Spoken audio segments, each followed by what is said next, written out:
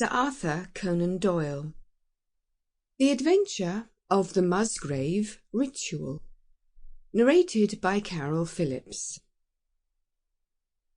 An anomaly which often struck me in the character of my friend Sherlock Holmes was that, although in his methods of thought he was the neatest and most methodical of mankind, and although also he affected a certain quiet primness of dress, he was nonetheless in his personal habits one of the most untidy men that ever drove a fellow lodger to distraction. Not that I am in the least conventional in that respect myself. The rough-and-tumble work in Afghanistan, coming on the top of a natural bohemianism of disposition, has made me rather more lax than befits a medical man.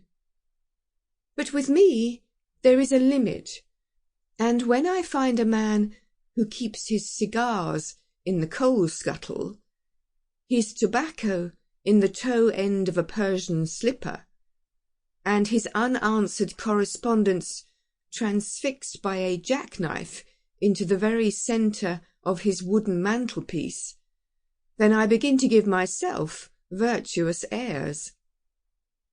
I have always held, too, that pistol practice should be distinctly an open-air pastime, and when Holmes, in one of his queer humours, would sit in an armchair with his hair-trigger and 100 Boxer cartridges, and proceed to adorn the opposite wall with a patriotic V.R.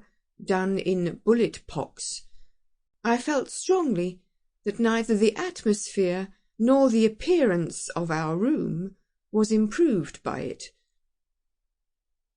Our chambers were always full of chemicals and of criminal relics, which had a way of wandering into unlikely positions, and of turning up in the butter dish, or in even less desirable places.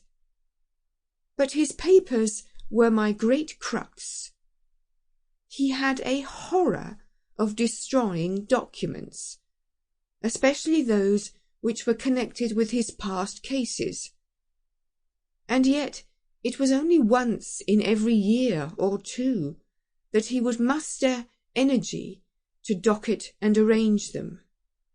For, as I have mentioned somewhere in these incoherent memoirs, the outbursts of passionate...